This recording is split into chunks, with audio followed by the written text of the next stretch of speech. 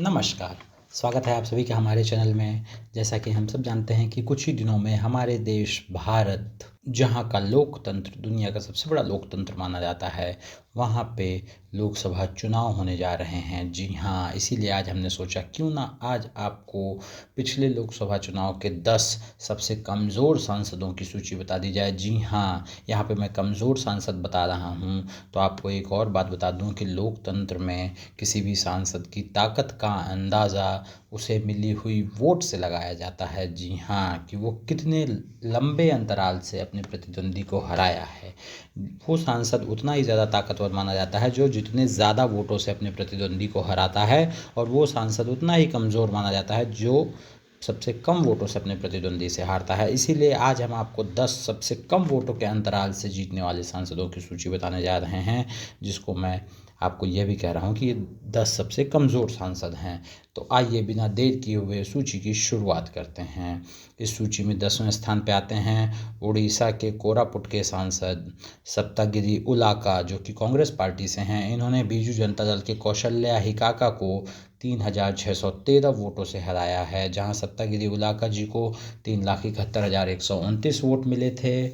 वहीं बीजू जनता दल के कौशल्या हिकाका को 3,67,516 वोट मिले थे, और कांग्रेस पार्टी के सप्तागिरी उलाका यह चुनाव 3,613 वोटों से जीत गए थे। 9वें स्थान पर आते हैं तमिलनाडु के चिदम्बरम लोकसभा सीट के सांसद, वीसी के पार्टी से सांसद थोल थिरुमावलन, जिन्होंने एआईएडीएमके पार्टी के चंद्रशेखर को चुनाव हराया था। थोल थिरुमावलन जिन्होंने 5,02,29 वोट हासिल किए, और इन्होंने चुनाव हराया था एआईएडीएमके पार्टी के पी चंद्रशेखर को। पी चंद्रशेखर जहां पे 4,97,010 वोट हासिल किए थे, और ये चुनाव थोल थिरुमावलन जी 3,219 वोटों से जीत गए थे।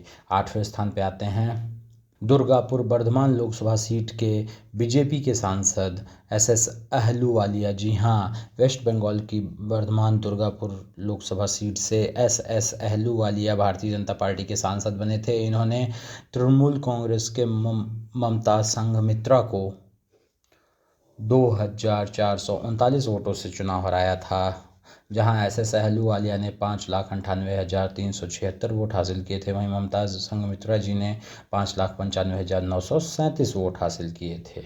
7वें स्थान पर आते हैं कर्नाटका के चामराजनगर के भारतीय जनता पार्टी के सांसद श्रीनिवास प्रसाद, जिन्होंने कांग्रेस पार्टी के ध्रुव नारायणा को 1,817 वोटों से चुनाव हराया था, जहां श्रीनिवास प्रसाद को 5,68,537 वोट मिले थे। वहीं ध्रुव नारायणा को 5,66,720 वोट, और ये चुनाव श्रीनिवास प्रसाद 1,817 वोटों से जीत गए थे।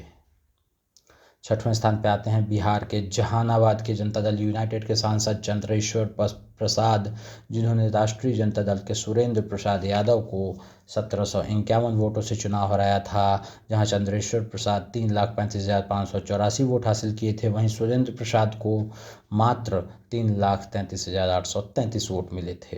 5वें स्थान पर आते हैं बहुत ही नामी भारतीय जनता पार्टी के सांसद अर्जुन मुंडा। जी हाँ, अर्जुन मुंडा झारखंड राज्य के खूंटी लोकसभा सीट से सांसद हैं। इन्होंने कांग्रेस पार्टी के कालीचरण मुंडा को 1,445 वोटों से चुनाव हराया था, जहां अर्जुन मुंडा ने हासिल किए थे 3,82,638 वोट। वहीं कालीचरण मुंडा मात्र 3,81,193 वोट हासिल कर पाए थे। 4थे स्थान पर आते हैं अंडमान एंड निकोबार के अंडमान एंड निकोबार लोकसभा सीट से कांग्रेस पार्टी के सांसद कुलदीप राय शर्मा, जिन्होंने भारतीय जनता पार्टी के विशाल जॉली को 1,407 वोटों से चुनाव हराया था, जहां कुलदीप राय शर्मा 95,308 वोट हासिल किए थे। वहीं विशाल जॉली मात्र 93,901 वोट हासिल किए थे, और ये चुनाव कुलदीप राय शर्मा 1,407 वोटों से जीत गए थे। 3रे स्थान पर आते हैं वेस्ट बंगाल के आलमबाग लोकसभा सीट से अपरूपा पोद्दार, जो कि तृणमूल कांग्रेस के हैं। इन्होंने भारतीय जनता पार्टी के तपन कुमार राय को 1,142 वोटों से चुनाव हरा दिया था, जहां पोद्दार साहब को 6,49,929 वोट मिले थे। वहीं भारतीय जनता पार्टी के तपन कुमार रे को 6,48,787 वोट मिले थे। दूसरे स्थान पे आते हैं लक्षद्वीप लोकसभा सीट से सांसद मोहम्मद फैज़ल जो कि एनसीपी से हैं। इन्होंने मोहम्मद हमीदुल्लाह सैयद जो कि कांग्रेस पार्टी के हैं उनको 823 वोटों से चुनाव हराया था। जहां मोहम्मद फैज़ल ने हासिल किए थे 22,851 वोट, वहीं मोहम्मद हमीदुल्लाह सैयद मात्र 22,028 वोट हासिल कर पाए थे। पहले स्थान पे आते हैं भारत के सबसे कमज़ोर सांसद, भारत के 2019 लोकसभा चुनाव के सबसे कम वोटों से जीतने वाले सांसद, भारतीय जनता पार्टी के उत्तर प्रदेश मछली शहर लोकसभा सीट से सांसद बीपी सरोज, जिन्होंने बहुजन समाजवादी पार्टी के त्रिभुवन राम को मात्र 181 वोटों के छोटे अंतराल से चुनाव हराया था। जहां बीपी सरोज 4,88,397 वोट हासिल किए थे, वहीं त्रिभुवन राम 4,88,216 वोट पा करके मात्र 181 वोट से बीपी सरोज से चुनाव हार गए थे।